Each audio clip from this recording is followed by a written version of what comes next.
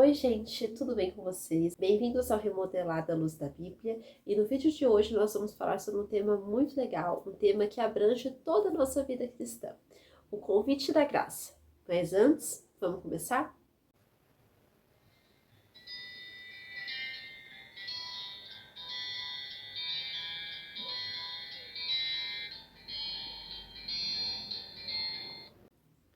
Bom, no vídeo de hoje nós vamos explanar aqui o livro de Isaías, no capítulo 1, a partir do versículo 18, onde nós vamos falar como a graça de Deus estava sendo ali profetizada no Antigo Testamento, onde o profeta Isaías falava ali o que Deus queria sobre a vida daquela nação, sobre a vida daquela sociedade daquela época. Vinde, pois, e arrazoemos, diz o Senhor. Ainda que os vossos pecados sejam como a escarlata, eles se tornarão brancos como a neve. Ainda que sejam vermelhos como o carmesim, se tornarão como a lã. Se quiserdes e me ouvirdes, comereis o melhor desta terra. Mas se recusardes e fordes rebeldes, sereis devorados à espada, porque a boca do Senhor o disse. O primeiro ponto que nós percebemos aqui é a intimidade, é a abertura que Deus dá para aquele povo. Então Deus dá uma abertura para que aquele povo conversasse com ele, aquele povo tivesse aquela entrada, aquele povo tivesse aquela liberdade com ele. E Deus fala muito claro: vinde, pois, e arrazoemos, ou seja, vinde e conversemos, vinde e se aproximem de mim, que eu vou conversar com vocês também. Precisamos aproveitar as oportunidades que Deus nos dá de termos intimidade com Ele, porque Ele quer ter um relacionamento conosco, Ele quer se aproximar de nós, mas nós também precisamos nos aproximar dEle, né? Ele deseja isso, então Ele começa esse diálogo: olha, pode vir, vem, vamos conversar, vamos bater um papo.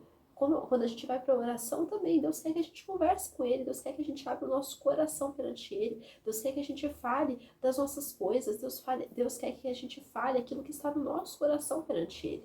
Deus já sabe tudo, porque Ele é onisciente, onipresente, onipotente, mas Deus quer que nós entreguemos, falemos isso a Ele, sabe? Então nós precisamos ter sim essa abertura para falar com o Senhor, assim como um amigo.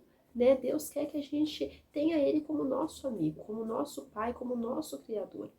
Outra coisa que nós podemos perceber aqui é a graça, é o perdão e a purificação dos pecados. Quando o versículo diz assim: diz o Senhor, ainda que os vossos pecados sejam como a escarlata, eles se tornarão brancos como a neve. Ainda que sejam vermelhos como o carmesim, se tornarão como a lã. Então a gente percebe aqui a graça. Isaías já estava falando da graça antes mesmo do sacrifício de Cristo, mas isso nos mostra que o sacrifício de Cristo veio para assim testificar, para mostrar, olha, agora sim o caminho está aberto. Porque Deus falava, mas muitas vezes as pessoas não queriam ouvir. Como a gente vai ver, se a gente for ler o subtítulo daquilo que vem depois desses versículos, está assim: o julgamento e a redenção de Jerusalém. Então a gente percebe que aquele povo vivia assim em pecado, aqueles israelitas. Por isso que vinha o juízo de Deus, as consequências, né, o castigo de Deus. Mas essa graça e essa purificação é algo que o Senhor tem para as nossas vidas nos dias de hoje. A graça é o perdão de Deus que Ele nos oferece e a purificação para os nossos pecados. A misericórdia e a graça de Deus é derramada para nós através de Jesus Cristo e do seu sacrifício na cruz. Então, somente através de Jesus, do sacrifício dele, nós temos o verdadeiro perdão de pecados. Nós temos a graça derramada sobre as nossas vidas. E nós precisamos valorizar isso, porque para nós não custou nada, né? Para a nossa vida, mas para Jesus custou a vida dele. Então, nós precisamos sim meditar nisso. Não é porque para a gente não custou que para o céu não custou. Não é porque para a gente é de graça que foi de graça para o céu. Então nós precisamos meditar nisso e entender que tudo aquilo que Deus nos dá teve um preço. Esse perdão e essa purificação não foram baratos, custou o sangue de Cristo.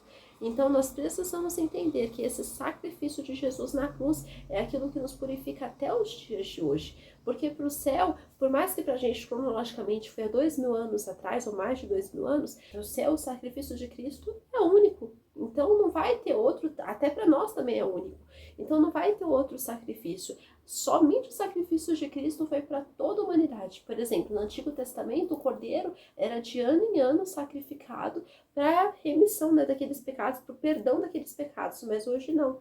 Hoje somente o sacrifício de Cristo é capaz disso. Outra coisa que nós vemos também é a escolha, esse livre-arbítrio que Deus nos dá. E isso fica muito claro no versículo 19, onde diz assim: se quiserdes e me ouvirdes, comereis o melhor desta terra. Então a gente percebe, olha, se você quiser, você vai comer o melhor da terra. Mais tarde, depois, logo depois, a gente vai ver nesse próximo versículo falando as consequências se você não quiser. Se você quiser ser rebelde e desobediente contra o Senhor, vai ter consequências. Mas nós podemos perceber aqui o benefício daquelas pessoas que vão obedecer a Deus, né? A gente vê essa promessa. Mas Deus nos diz que se nós quisermos, nós vamos ouvir. Se nós quisermos seguir a Ele, Ele vai também se apresentar a nós.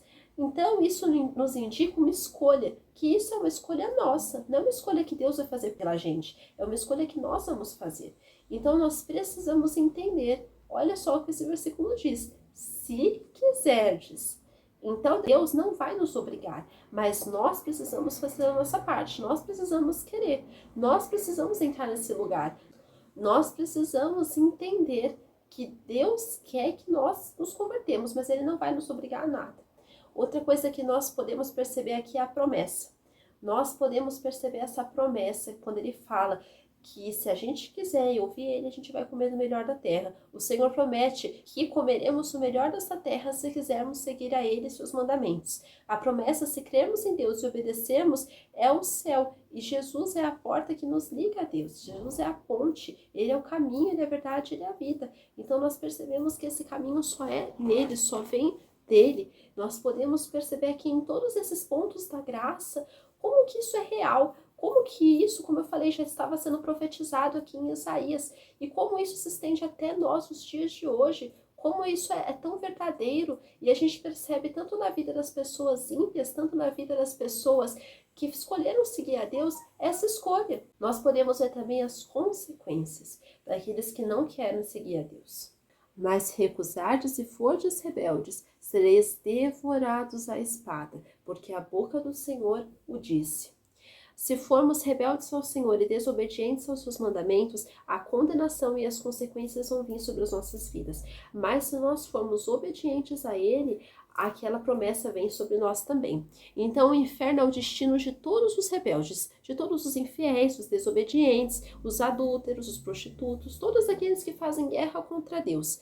Todas essas pessoas, os roubadores, todos os mentirosos, todas as pessoas que desobedecem a Deus, o inferno vai ser a casa delas eternamente. E todos aqueles que forem fiéis ao Senhor e praticar os mandamentos dele, o céu vai ser a casa deles. Isso não é conquistado pelo nosso próprio mérito, o céu, né? Mas é conquistado pelo sacrifício de Cristo. E também precisamos entender que todos aqueles que podem parecer nessa terra que estão passando ilesos, né? Podem parecer que estão pecando e não estão tendo as consequências. Eles vão ter sim as consequências na própria vida deles. Agora pode passar até desapercebido, né, sobre a vida deles. Mas se a gente tiver um pouco de discernimento, a gente entende. Olha, isso está acontecendo porque essa pessoa está sendo ímpia. Olha, isso aqui, essa condenação está acontecendo porque essa pessoa não está sendo fiel a Deus.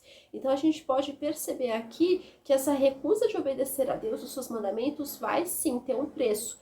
Vai ter sim o preço do inferno eternamente. E essa é uma mensagem para que nós despertemos, porque a graça não é só para a gente ficar, então peco, e o Senhor cobre e perdoa todos os meus pecados. Não, a graça é aquilo que também nos liberta do nosso velho eu. A graça é aquilo que nos capacita para termos uma nova vida. Então tudo isso, a intimidade com Deus, essa abertura que Deus nos dá, a graça, a escolha, a promessa, ela vem para que nós despertemos, até as consequências vêm para que nós despertemos. A gente precisa olhar para esses pontos, entender a veracidade disso, entender o real significado e não acharmos que a graça somente é para a gente pecar, porque isso não é graça. A graça não é para a gente ficar andando em pecado. Aqui, a Bíblia mesmo fala que aquele que não sai da vida de pecado, ele nunca conheceu a Deus. Né? Então a gente percebe muito isso, que hoje estão vendendo um falso evangelho, estão vendendo uma falsa graça,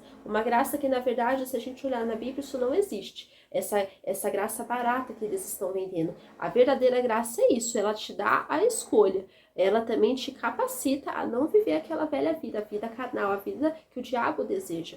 Mas ela te capacita a viver uma nova vida todos os dias em Cristo. E essa mensagem que eu quero deixar com vocês hoje. Que nós venhamos ser, sim, pessoas prudentes, pessoas com discernimento para entender aquilo que o Senhor quer de nós.